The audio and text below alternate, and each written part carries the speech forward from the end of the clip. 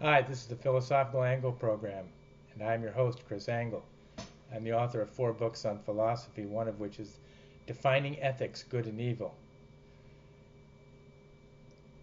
If you'd like to contact us to make comment, inquiry, make suggestions, feel free to give us an email at contact@thephilosophicalAngle.com. The purpose of the philosophical angle is to examine the nature of concepts being used in current media, and secondarily,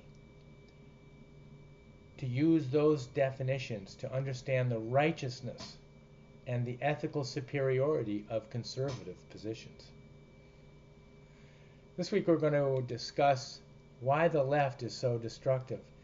And the topic came up because the other day I heard on the Rush Limbaugh show, Rush made the statement that the left destroys everything with which it comes into contact. The left has destroyed the public school system, it has destroyed government, it has destroyed the institution of marriage, it has destroyed the inner cities across America, it has destroyed race relations, and so on and so forth. Well, the philosophical angle thought this was a pretty interesting question. And it's interesting on a couple different levels. First, it's interesting at face value of whether the statement is true or not. Does the left destroy everything with which it comes into contact? Secondarily, I think that in order to answer this question, we need to ask ourselves, what is the structure or the constituent parts of society that would be applicable, that we could understand, that would help us explain why they are destructive? Or perhaps rather, we should know whether society is running optimally with regard to its social fabric and its economic engine. In other words, how do we know a society is the best it can be? How do we know whether it's getting better or worse? What is the criteria by which we can judge the direction of a society? Is it getting better or is it getting worse? How do we know that the left does destroy everything of society, as Rush indicated? It's a pretty interesting question. For example, the left comes into the public school systems and we think the schools are getting worse. But they maintain, the left, that they are trying to make it better for everybody. They're trying to make schools better for everybody, equally. Now the Republicans maintain that they're trying to make the schools best for individuals, so any individual can excel and be the best that they can be. This appears to have no easy answer. But luckily, we have the philosophical angle here to solve these problems, to solve these conundrums, to explain it all. Okay, let me put on my Superman cape before I go ahead and answer this. Well, I'll leave it off in the corner. Let's start by outlining how individuals or individual life entities proceed with their daily lives, and once we know how the individual life entity operates, we can sum up the results of how it operates to get a good indication about how society is going. An individual life entity comes into life in the following manner. First, as it comes into existence, it is governed by the first rule of life. This is the dictum that all life seeks that which is good for it. And there is no limit on the amount of goodness it will seek. An individual life entity continually seeks that which is good for it. And every life entity starts to make decisions based on this dictum right from the start, right from the beginning of its life. So now we need to know how life makes decisions starting at this point. It does so by taking the information coming to its consciousness and applying priorities to it. Priorities are a piece of knowledge, and they are used to order our lives. When information is prioritized, it becomes a piece of knowledge in our lives indicating how important it is to us. That is, it orders the importance of the information coming to our consciousness. So a life entity calculates its time, it calculates its effort, calculates the risk of the situation that it's looking at, and it takes its knowledge, which are its priorities, and attaches them to this incoming information, such as the amount of the needed time, effort, and risk, and the risk to make an estimate of the sacrifice that it needs, that it will take in order to achieve whatever reward it's looking for. And this is in every decision. You get up in the morning and decide you're hungry. Well, you decide that that's a priority, so you go have breakfast. And in order to do so, you consider your effort, your time needed to do this, the risk involved, and the knowledge to be able to make breakfast, and you put that all together and you make your decision. Okay, so next, the life entity applies incentive, which is done by comparing the sacrifice to the potential reward. So if the sacrifice versus the reward ratio is a good one, that is when the sacrifice is small relative to the reward, which is large, it means it has a high potential to bring goodness to one's life. One would naturally decide to effectuate the sacrifice and go for the reward if that ratio is right, if the sacrifice is small compared to the reward. So when we have breakfast in the morning, we decide that sacrifice is well worth it to get the reward of quelling our hunger. And by the way, this process of making up one's mind is the calculation of the sacrifice versus the reward and then actually effectuating it. And this is the essence of freedom. When life is allowed to create these calculations and then effectuate them into actual actions to achieve a reward, that is the essence of freedom. At this point, when the consciousness of the life entity is calculating the time, the effort, and risk using its knowledge for some objective, at times it makes sense to consider, in many instances, the employment of others to achieve a mutual reward. And we do this every day. And this is called cooperation. So cooperation is adding together the sacrifices of two or more entities to achieve a reward, plus the knowledge that the adding together of the sacrifices produces a greater reward than if the individual entities would seek the reward by themselves.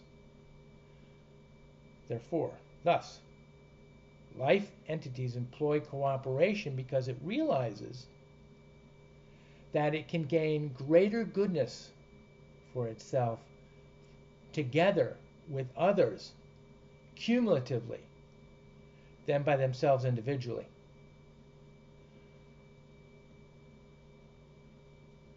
So the next step in the decisional process is when life entities live in a society. This step then comes to the problem of competition. And competition occurs when life entities have the same priorities. When life converges on the same priorities, life realizes this is inimical to itself. After all, when the same priorities are converging on the same resources, you have less of it. And so, life entities realize that direct competition is detrimental to one's health. So there are two parts to competition.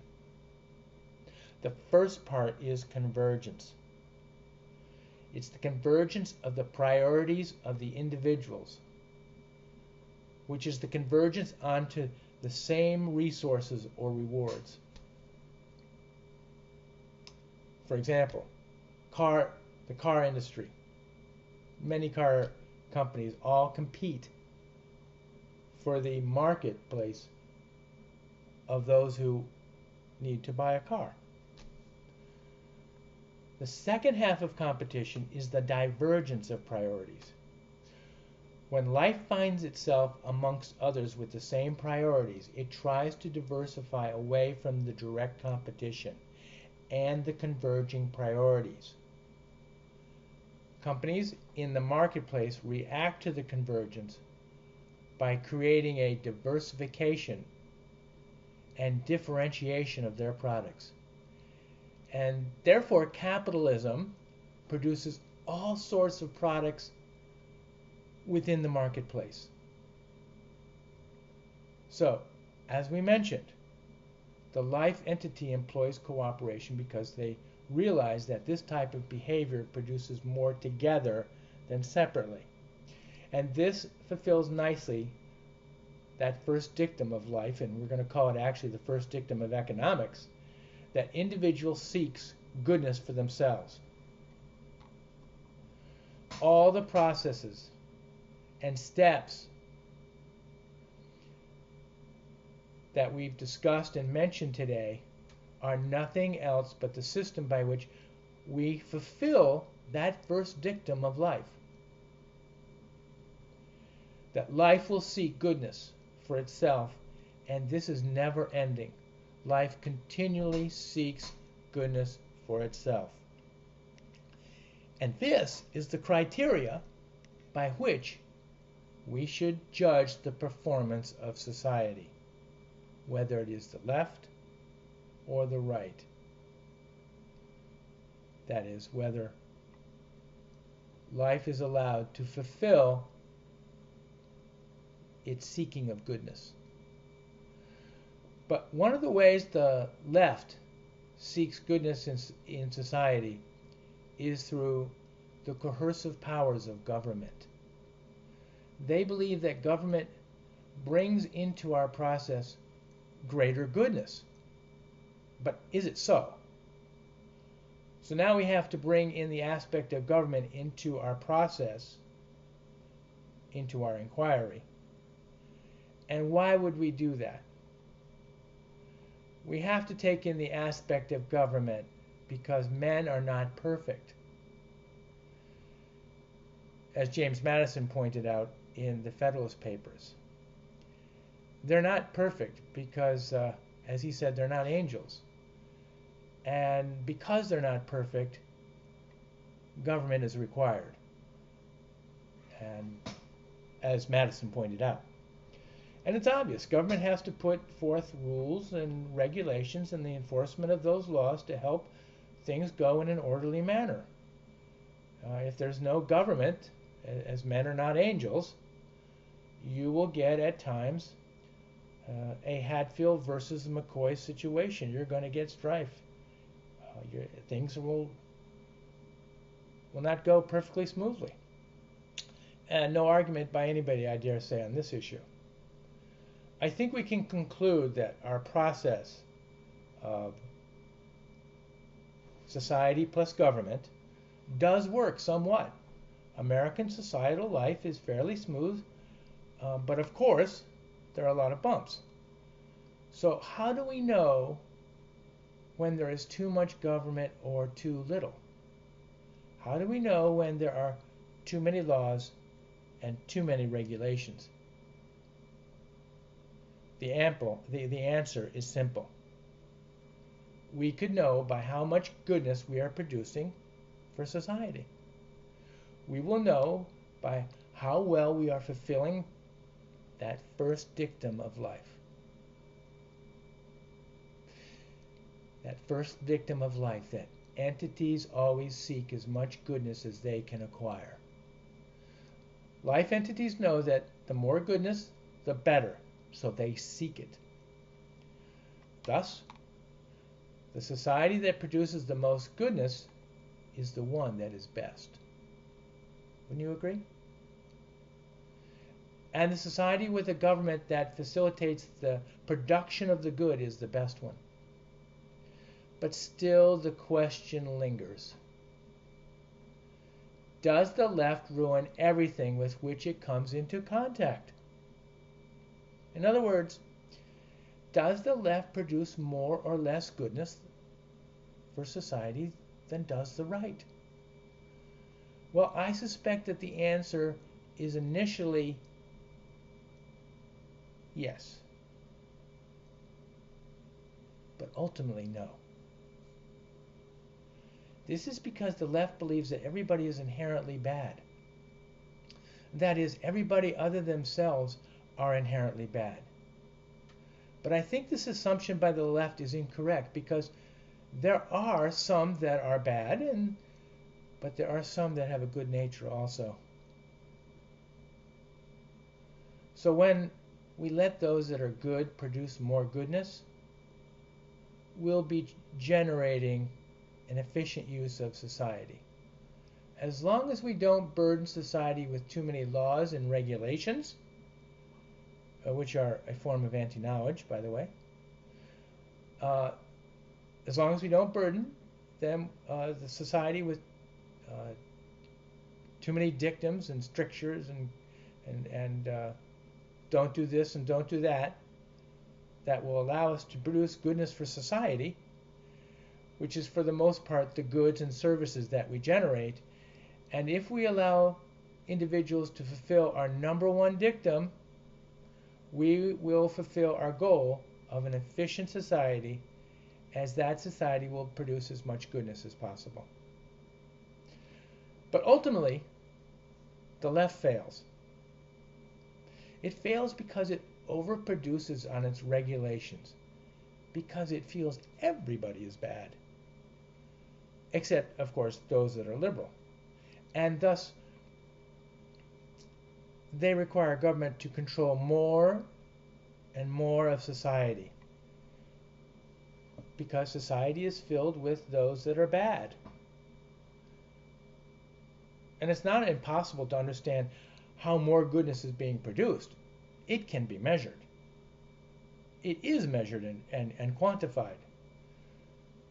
Economists have many gauges by which they can judge the goodness that are represented by the production of goods and services, such as the various statistics that are put out, such as the gross domestic product, income, factory production, and so on and so forth.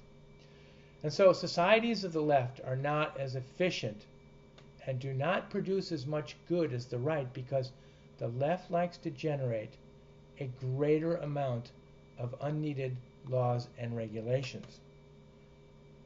And by the way, as I mentioned before, these laws and regulations are a type of anti-knowledge. So the more the left comes into control of society, the less knowledge it'll have compared to societies that have more freedom and more liberty. But more of this in future episodes of The Philosophical Angle. Thanks for joining us. We'll see you next episode.